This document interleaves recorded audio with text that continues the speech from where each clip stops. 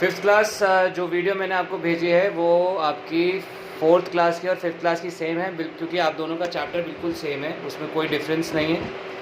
ठीक है, तो मैं आपको वो वीडियो भेज चुका हूँ और मैं आपको अभी आपके क्वेश्चन आंसर दिखाने वाला हूँ। तो यहाँ पे आपकी जो बुक है,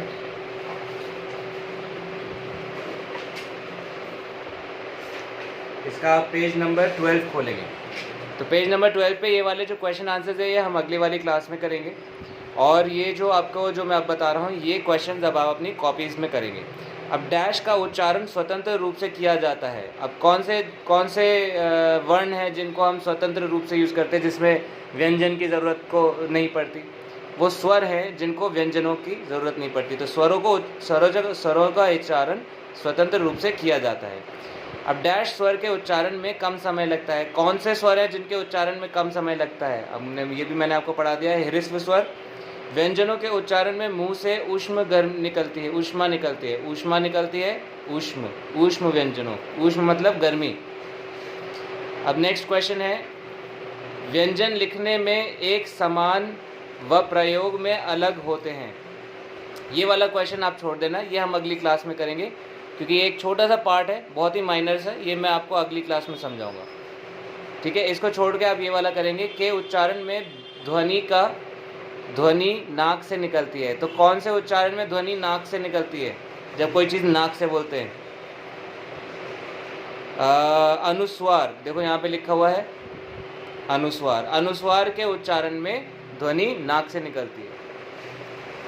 निम्नलिखित वाक्यों के सामने सत्य और असत्य लिखो। सत्य मतलब सही और असत्य मतलब गलत, झूठ।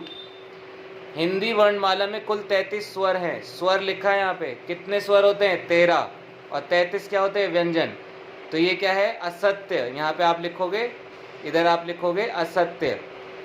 अब दीर्घ स्वरों की संख्या 7 होती है। बड़ा आ, बड़ी ई, बड़ा ऊ, ए, ऐ। ठीक है, और कौन सा है? बड़ा औ। तो 6 तो ये हो गए, और देख लेते हैं आपकी बुक में क्या लिखे हैं।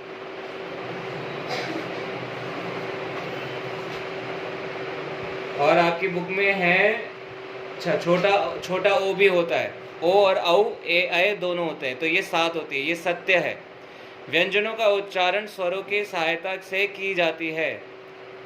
तो ये सही है गलत? ये मैं आपको बता चुका हूँ कि व्यंजनों के उच्चारण स्वरों की सहायता से ही होता है। स्पर्श व्यंजन की संख्या 27 है। अब ये भी हमें एक बार चेक करना पड़ेगा। स्पर्श व्यंजन मैंने आपको बताया था कि कवर्ग से लेके पवर्ग तक होते हैं। ठीक है, का से लेके प फ ब भ म यहाँ तक होते हैं। तो ये कितने हो गए? 1 2 3 4 5 6 7 8 9 10 11 12 24 और ये 25 होती है, 27 नहीं होती। तो ये क्या हो जाएगा? असत्य। अब आगे लिखा है आ की अपनी एक मात्रा होती है। आ, ये छोटा आ है, इसकी कोई मात्रा नहीं होती। तो ये क्या हो गया? असत्य। श्र एक संयुक्त व्यंजन है। ये मैंने आपको बताया, इसका आपको जवाब पता होना चाहिए। ये आप लिखोगे। हलंत लगाने से व्यंजन में स्वर सम्मिलित हो जाते हैं। हलंत लगाने से व्यंजन में स्वर सम्मिलित हो जाते हैं। सम्मिलित मतलब जुड़ जाते हैं। अगर हलंत नहीं लगाओगे तो वो पूरा सा हो जाएगा। जैसे क में हलंत लगाएंगे और उसके बाद आ, बड़ा आ लिखेंगे तो हम उसको सम्मिलित कर पाते हैं। लेकिन अगर का पूरा लिखा हुआ है और उसके आगे हम एक और ई लगाओगे या एक और मात्रा लगाओगे तो वो नहीं जुड़ पाएगी। समझ रहे हो? नहीं समझ में आया तो आप इसका पहले आंसर लिखोगे, सत्य या असत्य, अपने हिसाब से। फिर मैं इसका आंसर आपको अगली क्लास में बताऊंगा। क्वेश्चन नंबर 3 का 6। अज्जा री द्वित्व व्यंजन है। तो री द्वित्व व्यंजन लग रहा है आपको? द्वित्व व्यंजन क्या होते हैं? जैसे छोटा का, आधा का और पूरा का मिला के द्वित्व व्यंजन होता है यहाँ पे, लेकिन द्वित्व व्यंजन नहीं है। तो ये री क्या है? असत्य। मतलब ये वाला लाइन क्या है? असत्य। अब इसको आपको अलग अलग करके रखना है, लिखना है। अभिमन्यु, वास्तविक, आविष्कार, इसको किस तरह लिखना है? देखो यहाँ पे आपकी बुक में जैसे यहाँ पे ये लिखा है कमल। देखो कमल कैसे लिखा है? का हलंत के साथ फिर आ लगा है, फिर म हलंत के साथ म पे आ लगा है, फिर ल हलंत के साथ म के साथ आ लगा है, तो ये कमल हो गया। अब उसी तरह अभिमन्यु कैसे लिखेंगे, वास्तविक कैसे लिखेंगे, ये खोल खोल कर आपको यहाँ पे लिखना है। अब निम्नलिखित शब्दों का अनुस्वार अथवा अनुनासिक लगाकर पूरा करो। अनुस्वार होता है बिंदु और अनुनासिक हो जाएगा हमारा चंद्र बिंदु। अब पता देखते हैं किसमें आंत, आत, तो यहाँ पे आंत लिखेंगे। आंत में मेरे को याद नहीं आ रहा है ऐसा कोई वर्ड, आंत जैसा कोई वर्ड। आगे देखते हैं आँख। आँख में क्या लगेगा, चंद्र बिंदु लगेगी या फिर सिंगल बिंदु लगेगी? आँख में चंद्र बिंदु लगती है।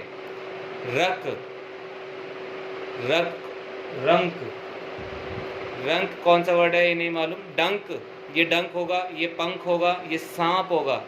ठीक है, तो अनुस्वार में नाम एक बिंदु लगेगी, अनुनासिक में चंद्र बिंदु लगेगी। तो ये आपको ध्यान देना है और इस तरह आप अपना ये लिखेंगे। जहाँ जहाँ आपको इश्यूज होंगे वो हम अगली क्लास में उसको कवर करेंगे। तो ये कितने क्वेश्चंस हो गए? 1 2 3 4 क्वेश्चंस हो गए। ये आप अपनी कॉपी में करेंगे। फर्स्ट क्वेश्चन, 6th क्वेश्चन और 7th क्वेश्चन, ये वाला क्वेश्चन, अगला क्वेश्चन, ये हम अगली क्लास में करेंगे। ठीक है, तो आई होप यहाँ तक आपको समझ में आया होगा और आपका होमवर्क आप पूरा कर लेंगे और अब मेरे को टाइम से फ़ोटोज़ वीडियोज़ भेज देंगे। Thank you.